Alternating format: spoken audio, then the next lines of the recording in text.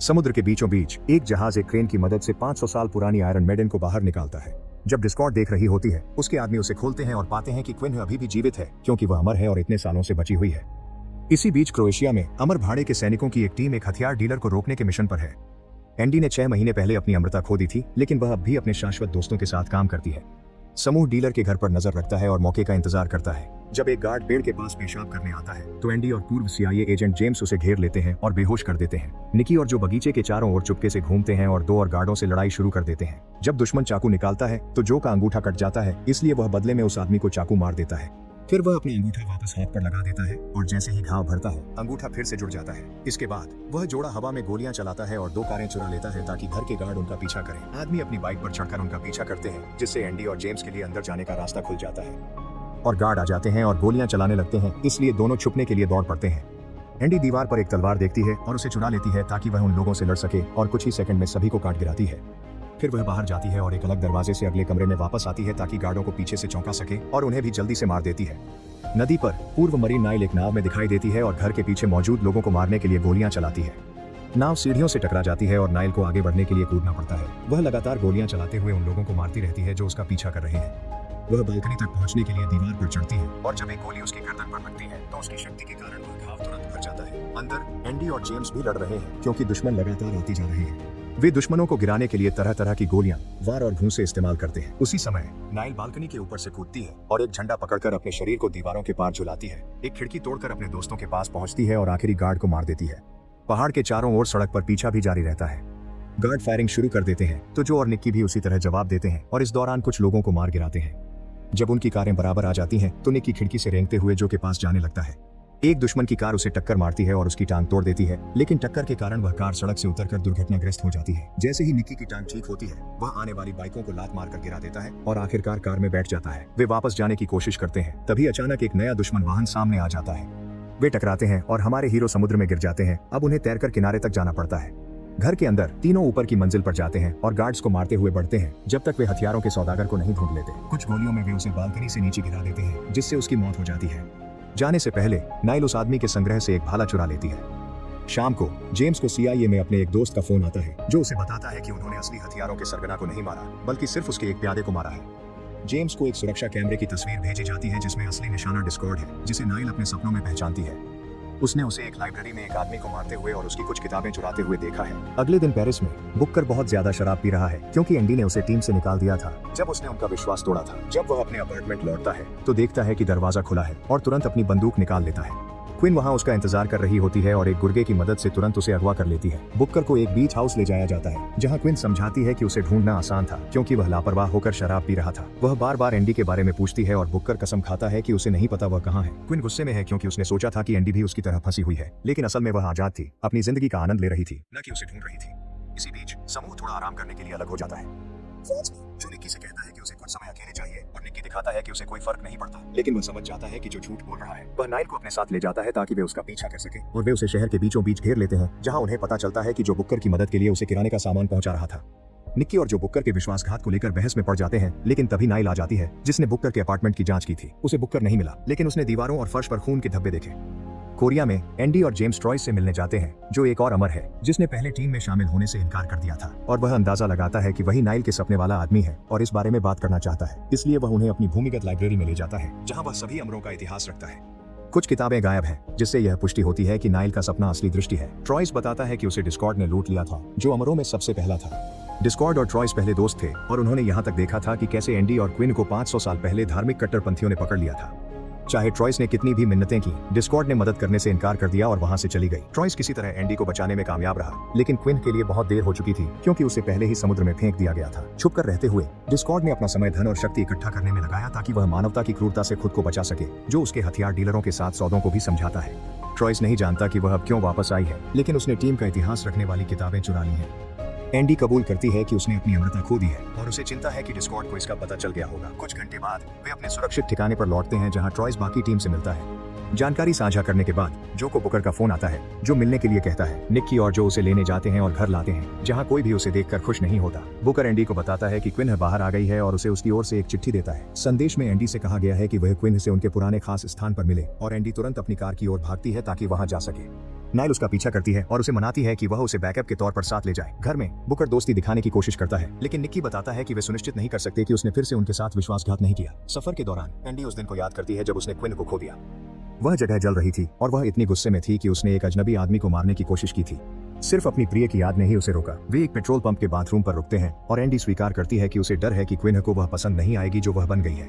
Nile चिंतित हो जाती है क्योंकि उसने कभी एंडी को घबराया या डरा हुआ नहीं देखा। अगले दिन इटली में एंडी क्विन से मिलती है जबकि नाइल दूर से देखती है। एंडी उससे माफी मांगती है कि वह उसे बचा नहीं पाई और समझाती है कि उसने क्विन को ढूंढने की कोशिश की थी, लेकिन समुद्र विशाल और गहरा है। जब एंडी उसे टीम में शामिल होने के लिए कहती है तो क्विन मना कर देती है क्योंकि वह इंसानियत के लिए लड़ना नहीं चाहती, खासकर उनके साथ जो उसके साथ कर चुके हैं। ये महसूस करते हुए कि एंडी अपने दोस्तों को उसके लिए नहीं छोड़ेगी, क्विन वहां से चली जाती है और एंडी उसका पीछा करती है जबकि नाइल को पीछे रहने के लिए कहती है। उसी समय नाइल देखती है कि डिस्कॉर्ड एक इमारत से बाहर निकल रहा है। एंडी क्विन को रोकने की कोशिश करती है, लेकिन क्विन खुद का बचाव करती है और एक गली में लड़ाई शुरू कर देती है, जबकि एंडी कहती है कि वह उससे लड़ना नहीं चाहती।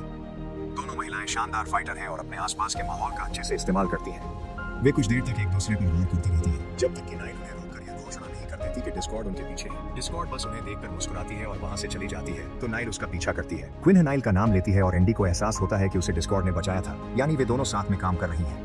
वे फिर से लड़ना शुरू कर देती हैं और क्विन एंडी की वह नेकलेस छीन लेती है जो कभी उसने उसे तोहफे में दिया था। जब क्विन भागने लगती है तो एंडी उसका पीछा करती है, लेकिन वह उसे शहर की भीड़ में खो देती है। इसी बीच नाइल एक चर्च में जाती है ताकि डिस्कॉर्ड को ढूंढ सके, जो कहती है कि वह वहां थी जब उन्होंने यीशु को सूली पर चढ़ाया था। डिस्कॉर्ड एंडी और उसकी टीम का अपमान करती है कि वे इंसानियत की मदद कर रहे हैं, जबकि इंसानों ने उनके साथ इतना बुरा किया। वह कहती है कि वह और नाइल जुड़ी हुई है, जिसे वह उनके हाथों पर बने जन्म चिन्ह दिखाकर साबित करती है। डिस्कॉर्ड के अनुसार नाइल आखिरी अमर होगी, लेकिन वह इससे ज्यादा कुछ कहे बिना वहां से चली जाती है।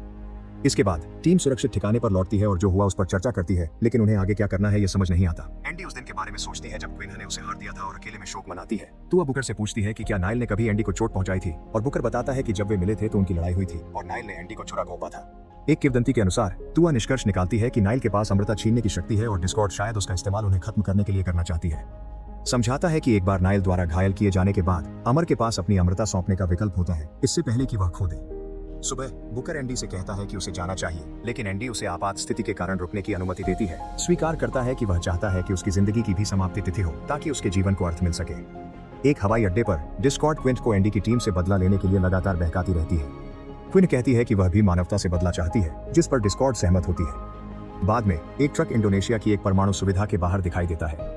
सुरक्षाकर्मी तुरंत फायरिंग शुरू कर देते हैं, लेकिन ट्रक चलता रहता है और गेट से टकरा जाता है, जिससे एक छोटा सा विस्फोट होता है। आदमी सोचते हैं कि ड्राइवर मर चुका है, लेकिन वह क्विन होती है जो जल्दी ही ठीक हो जाती है। वह एक आदमी को बंधक बना लेती है ताकि गार्ड्स का ध्यान भटका रहे, और डिस्कॉर्ड के गुर्गे पीछे से सभी को गोली मार देते हैं। फिर समूह और भी वाहनों को मुख्य इमारत में टकरा देता है, जिससे कर्मचारी घबरा जाते हैं और भी सुरक्षा कर्मियों को गुर्गे गोली मार देते हैं, जबकि क्विन अंदर के कमरों की ओर बढ़ती है। वापस बुकर की ओर वह नाइल को बाहर प्रशिक्षण करते हुए देखता है और उसे स्पार करने के लिए कहता है। तुआ उनकी क्षमताओं को बहुत मिलती जुलती देखती है और खुद भी उनके साथ शामिल होने के लिए कहती है। तीनों के बीच एक लड़ाई शुरू होती है, जिससे साबित होता है कि वे सभी अद्भुत लड़ाकू कौशल रखते हैं, चाहे उन्हें कई दुश्मनों का सामना ही क्यों न करना पड़े। आखिरकार नाइल बुकर की बात पर कट लगा देती है और माफी मांगती है, लेकिन किसी को भी यह कोई बड़ी बात नहीं लगती। निजी में बुकर तुआ को दिखाता है कि उसका घाव ठीक नहीं हो रहा है, इसलिए सिद्धांत सही है और अब वह अमर नहीं रहा। बुकर तुआ से कहता है कि वह यह राज एंडी से छुपाए रखे। इसके बाद जेम्स एक मीटिंग बुलाता है क्योंकि उसे न्यूक्लियर प्लांट की सुरक्षा फुटेज मिली है। क्विन की टीम ने इमारत पर कब्जा कर लिया है और न्यूक्लियर कोर में एक बम लगा दिया है। वे सभी समझ सकते हैं कि यह एक जाल है, लेकिन उनके पास जाने के अलावा कोई विकल्प नहीं है, क्योंकि एक परमाणु विस्फोट उससे कहीं ज्यादा बुरा होगा। निजी में जो निक्की से स्वीकार करता है कि वह डरा हुआ है, इसलिए वे एक दूसरे को दिलासा देते हैं, यह जानते हुए कि उनका प्यार हमेशा के लिए अमर रहेगा। कुछ घंटों में टीम अपनी बाइकों पर न्यूक्लियर प्लांट पहुंच जाती है।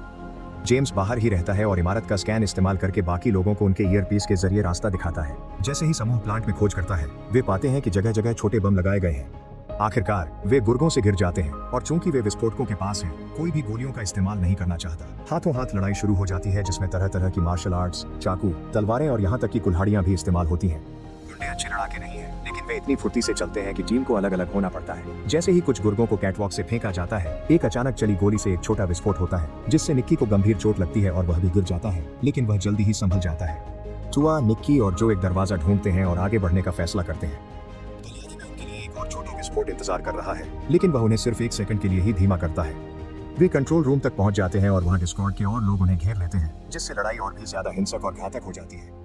वे दुश्मनों को जल्दी ही पीट देते हैं, लेकिन तभी दरवाजे उनके पीछे बंद हो जाते हैं और वे फंस जाते हैं। अचानक कमरे में लिक्विड नाइट्रोजन भरने लगता है और वह तुरंत ही तीनों आदमियों को जमा देता है, और लोग आते हैं और उन जमे हुए शरीरों को बैग में डालकर ले जाते हैं।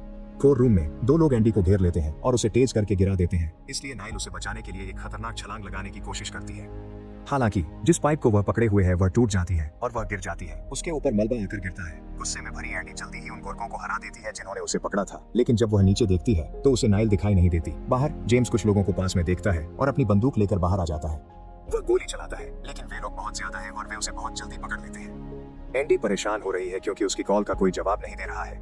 कुछ लोग उसे अचानक पकड़ लेते हैं और जमीन पर दबोच लेते हैं, लेकिन उसी समय बुकर अपनी कुल्हाड़ी से उन्हें बेहोश कर देता है।